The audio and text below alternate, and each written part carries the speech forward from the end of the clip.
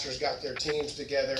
It was amazing. We also coordinated efforts where when people from here were facing hurricanes, we were on the evacuation route. And I'm telling you, if I was a hurricane victim, I would have loved to have been where we were serving in Arkansas, because we had it covered.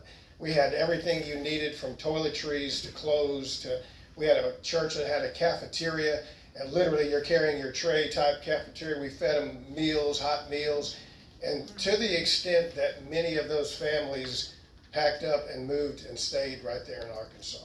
Wow, So ministry is incredible as we reach out. Then when I came here, it was pretty awesome to see that we developed something very similar here, and even our mayor attended and all that. And I think SMA is an incredible need. It's an incredible force. But what I had started noticing is it became less pastors and more community activists. So let's put that to the test. If you're a pastor, raise your hand. Count them, Dave. I can't count. I'm counting 6. 6. I think we got more than 6 people here. So in my heart as a shepherd, as a pastor, I love pastors.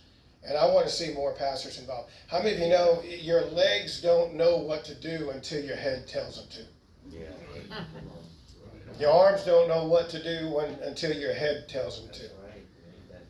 And that head is the leader of the church. Jesus is, of course, the head of his church, but he put under shepherds ahead of the church. Yes.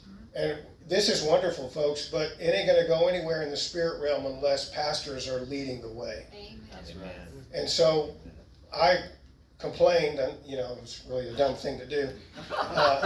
In fact, the wisdom of Brother Donald Bryan, who I consider really a pastor of Slidell, can I get a witness? And also my golfing buddy right here, he's a pastor. These guys have been long-term godly leaders. But I paid attention, and I noticed Donald didn't speak much, and I thought, man, I should have listened I should have watched that. But anyway, he let me fall into the trap all by myself. But we had a meeting, so it was myself, Pastor Brian, Brother David, and Morris, and we just sat down and talked about what this would look like, what the need was. And so there were a lot of hurdles that we can't blame pastors for. Some of our pastors are bivocational, so they can't come to this meeting. In fact, at the last meeting, it was the mayor's meeting, the last mayor's meeting that we had, I sat next to a young pastor, and he said, hey, this is going to be my last meeting. And I said, why is that? He said, I took a job and I won't be able to come at this time. So our pastors have different needs. They have different windows. And so we sat down and thought, what could we do to try to do a more effective job at reaching our pastors? So we decided it would also be not as regular, maybe a quarterly meeting that we would have, because the pastors are busy. And then we figured at lunchtime would be a good time because they could take a lunch break from their job. And so we got that far. We got as far as, well, we could come together on a quarterly basis, have a lunch meeting, but we'd have to make it worth their while. So it's not just another meeting. And that's what I thought about calling it, Brother Dale, not just another meeting. But that was too long. But it isn't. It's not going to be just another meeting. And I think pastors are not looking forward to just another meeting. I think they want to have something that's going to be worth their time. They're going to want something that's going to make a difference in their life and in their church and in the community's life. So we put our brains together and tried to strategize a few things. And so we put together this. So far, we call it the North Shore Pastors Connection, because that's our main focus, is to connect our pastors. Think of it like allies in a war. We're in a war right now with Iran. Think about the allies you have to lean on, the people that you need support from. And if they're not there, you're fighting the battle all by yourself. That's right. But I'm going to tell you, Brother Donald opened my eyes. He said there are over 130 churches in our community.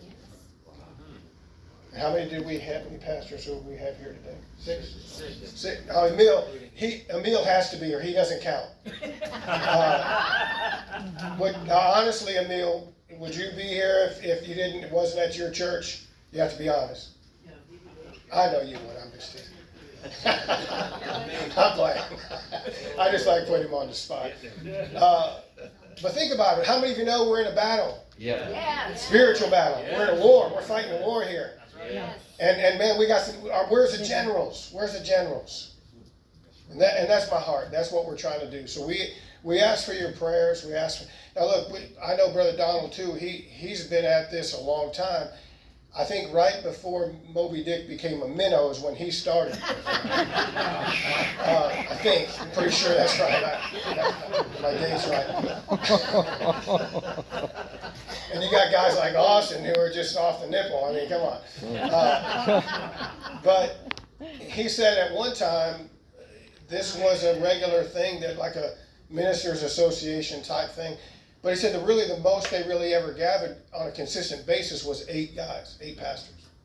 Right. I'm not against that. I think that's great if that's what we can do. But I think we can do better. Yes. Yes. Yes. I think we can do better. I think if we're going to have a future spiritually in our community, here comes a pastor now. The Lord hears our prayers.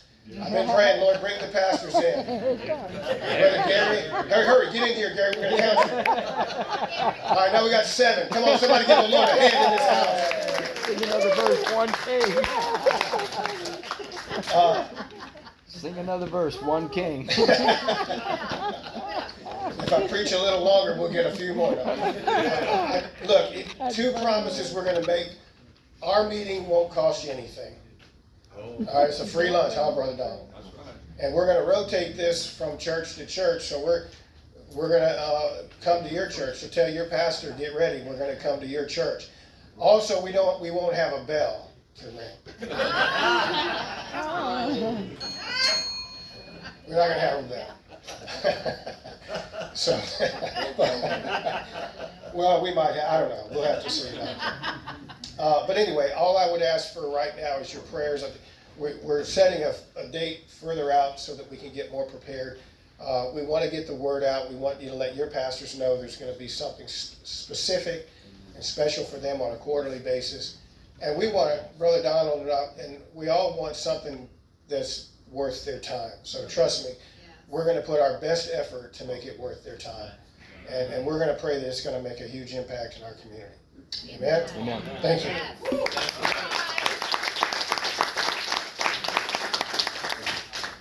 Amen.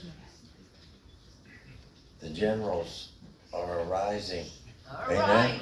Amen. We've reached that time in our country where we need to get involved in ways and means that we possibly were not involved with when we were younger. And God's calling us to step up and be in the community all the more and to go back to our roots and to see where our roots started. I'm going to show about a 8 to 12 minute, I forgot, it's 11-minute video about an event that took place many, many years ago. So in commemoration to our 250 years, we want to show a video concerning Paul Revere.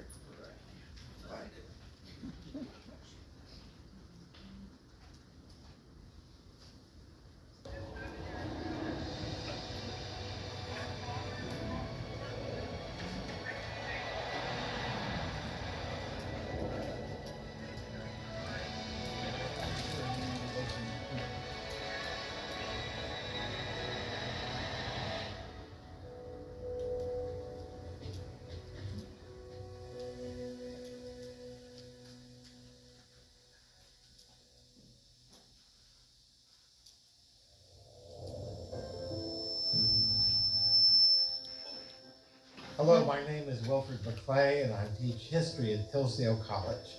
My assignment today is to relate the story of how the American Revolution began with the dramatic clashes between British regular troops and American militiamen in the New England towns of Lexington and Concord on April 19, 7.